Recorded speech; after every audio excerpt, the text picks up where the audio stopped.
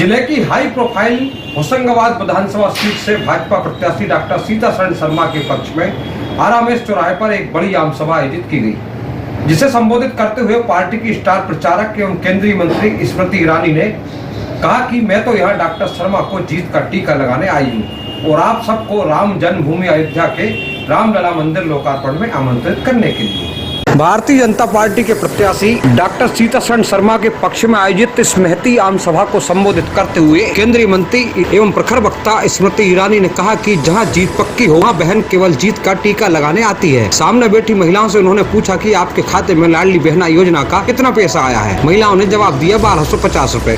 उन्होंने कहा कि शिवराज सिंह चौहान इस योजना में 3000 रूपए तक देंगे। आप लोग दोबारा उनकी सरकार बनाए, वे अपना वादा भी पूरा करेंगे। उन्होंने लाडली बहना योजना का बहुत एक अच्छे से विस्तार देते हुए उसकी व्याख्या करते हुए और उसकी पूरी महत्वता से भी महिलाओं को अवगत कराया। कितना आया? 1250 रुपया 3000 तक जाएगा, क्योंकि मध्य प्रदेश का नागरिक 17 तारीख को पोलिंग बूथ पर जाएगा, पुनः कमल का बटन दबाएगा, डॉक्टर साहब को जिताएगा, मध्य प्रदेश में भाजपा की सरकार हमारा नागरिक बनाएगा। सही कह रहे कि नहीं कह रहे भैया? अब ऐसा नहीं है कि आपकी धर्मपत्नी के खाते में पैसा ना आया हो। ये अलग बात है कि भाई साहब थोड़े मुस्कुरा कम रहे हैं, क्योंकि सोच रहे हैं कि भाइयों के खाते में भी कब आएगा अलग से, लेकिन भाइयों के खाते में भी जा रहा है। राष्ट्र के इतिहास में पहली बार माननीय प्रधानमंत्री जी ने एक अलग सोच दी और कहा कि कांग्रेस का वो जमाना चला जाए जहां पर अगर गरीब किसान हो तो कांग्रेस के पास हर चुनाव में जाकर हाथ जोड़कर आग्रह करे कि कर्ज माफ कर दो। अब हर साल गरीब किसान के खाते में 6000 रुपया जाएगा। कुछ रुपया मध्य प्रदेश भारतीय जनता पार्टी की सरकार से गया, तो आज हर किसान के बैंक के खाते में मध्य प्रदेश में 80 लाख किसान, देश में 10 करोड़ से ज्यादा किसानों के बैंक के खाते में पैसे देने वाली पार्टी का नाम है भारतीय जनता। अपने प्रभावशाली उद्बोधन में प्रखर वक्ता स्मृति ईरानी ने कहा कि यह देश के इतिहास में पहली बार हुआ है कि कोई सरकार किसानों के खातों में पैसा डाल रही है। प्रधानमंत्री नरेंद्र मोदी 6000 रुपए दे रहे हैं तो मध्य प्रदेश की सरकार भी दे रही है। इससे पहले किसानों को कर्ज माफी कराने कांग्रेस के सामने हाथ जोड़ना पड़ता था। देश के 80 करोड़ लोगों को मुफ्त का अनाज देने की योजना शुरू की गई है और इसे 5 वर्ष के लिए आगे बढ़ा दिया गया है। अब कांग्रेस कहती है कि मुफ्त राशन की योजना बंद नहीं की तो हम मोदी के खिलाफ केस करेंगे। मैं कहना चाहती हूँ, अरे मोदी शेर है, तुमसे जो बन पड़े कर लो, गरीब को राशन देना हम बंद नहीं करेंगे। के लिए अभिशाप नहीं, लक्ष्मी स्वरूप है। जन्म ले सम्मान से, पढ़े इसलिए मुफ्त का गणवेश हर गरीब परिवार के बच्चों को मिला और बेटी स्कूल से जाए कॉलेज, इसके लिए साइकिल की भी मुफ्त व्यवस्था करने वाली पार्टी का नाम है भारतीय जनता पार्टी। किया कि नहीं किया बहनों? किया कि नहीं किया? किया। अब सत्ता 15 महीने के लिए कांग्रेस ने हथियाई तो क्या बात सामने आई? कांग्रेस पार्टी कुछ दे नहीं सकती, लेकिन ले जरूर सकती है। ये देश का बच्चा बच्चा जानता है, जब कांग्रेस के पास सत्ता आती है तो गरीब का जो है, परिवारों का जो है, अपने लिए लेना शुरू कर देते। भाजपा मुफ्त का गणवेश दे रही थी, कांग्रेस पार्टी ने बंद कर दी।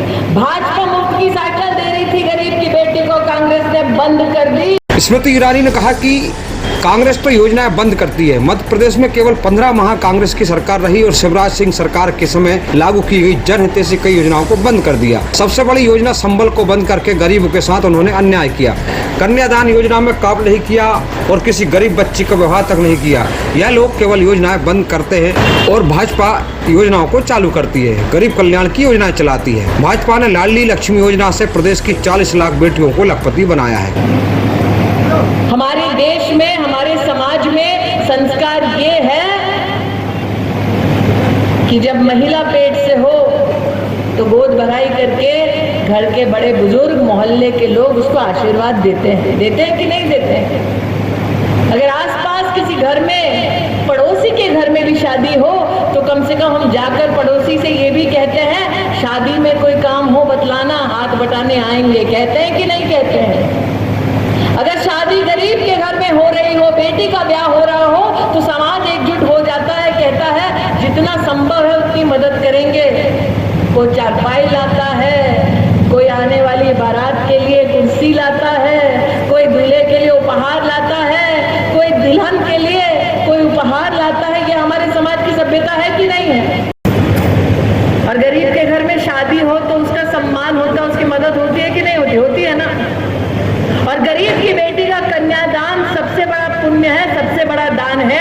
इसलिए भारतीय जनता पार्टी के पास जब सत्ता आई तो हमारी सरकार ने अपनी इसी श्रृंखला को जारी रखते हुए अंत में उन्होंने राहुल गांधी पर वार किया और कहा कि राहुल गांधी कभी वचन नहीं निभाते। प्रदेश में भी 10 दिन में किसान का कर्जा माफ नहीं करने पर मुख्यमंत्री बदलने को कह गए थे। 15 माह में भी कर्ज माफी नहीं हुआ। केंद्र ने मध्य प्रदेश के 15 माह के कार्यकाल में प्रधानमंत्री आवास का पैसा भेजा था, जो कमलनाथ सरकार ने रोक लिया और गरीबों को पैसा नहीं मिला तो उनके आवास अधूरे रह गए। फिर भाजपा आई तो पैसा रिलीज किया और आवास बनने प्रारंभ हुए।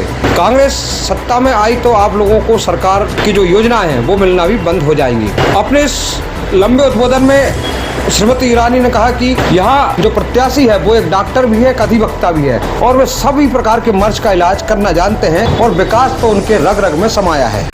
ये कांग्रेस पार्टी जब सत्ता में आ रही थी, उन्होंने कहा था, राहुल गांधी ने कहा था 10 दिन में कर्जा माफ कर देंगे। कहा था कि नहीं कहा था?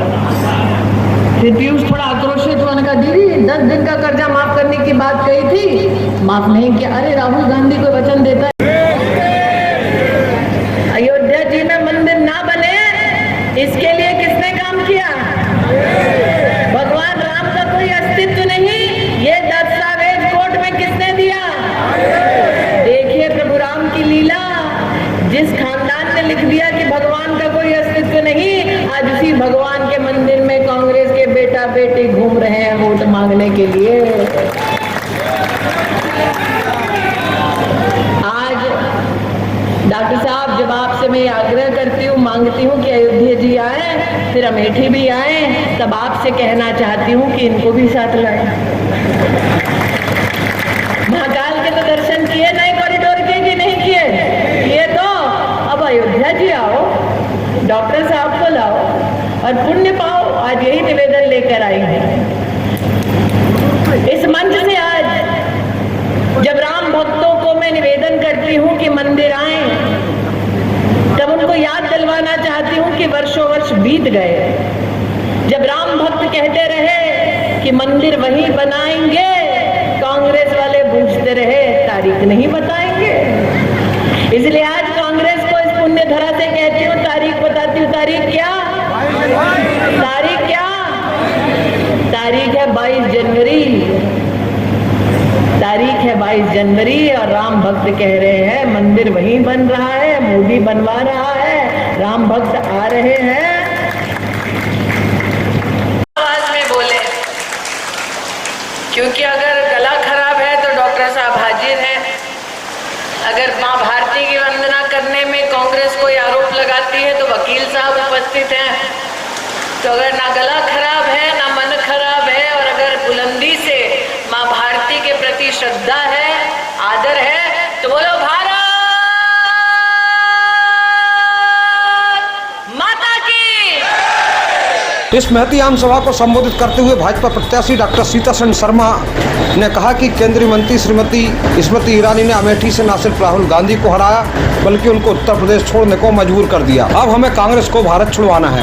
उन्होंने मतदाताओं से कहा कि वर्षों से आपने मुझ पर भरोसा किया है, पार्टी ने फिर भरोसा करके टिकट देकर आपके समक्ष भेजा है। आप इस भरोसे को कायम रखेंगे, ऐसा मुझे विश्वास है।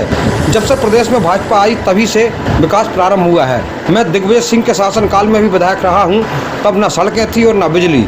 शाम को 7 बजे बाजार बंद करने को व्यापारी मजबूर हो जाते थे। इस प्रकार विधायक डॉक्टर शर्मा ने अपने विभिन्न विकास कार्यों को भी कम शब्दों में गिनाते हुए कहा कि विकास की जो धारा बह रही है वह निरंतर बहती रहे, प्रदेश की जो कल्याणकारी योजना है वो निरंतर चलती रहे। इसलिए आपको फिर एक बार भाजपा को जिताना होगा। भारतीय जनता पार्टी की सरकार जब से आई तब से ही विकास कार्य, जो पुराने लोग हैं वो जानते हैं। मैं दिग्विजय सिंह जी के समय भी विधायक था।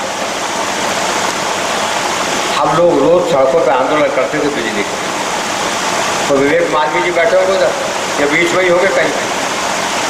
10, 11, 12 बजे रात को पहुंच गया बिजली दफ्तर। मेरे मच्छर काटते हैं, गर्मी में नींद नहीं आती। 7 बजे शाम को इटारसी का बाजार बंद करवा देते थे। सड़कें थी नहीं तो हम सबको जैसे तैसे कहते थे, पीडब्ल्यूडी के बड़े अधिकारी ट्रेन से जाते थे कि वो सब सड़कें ठीक नहीं है।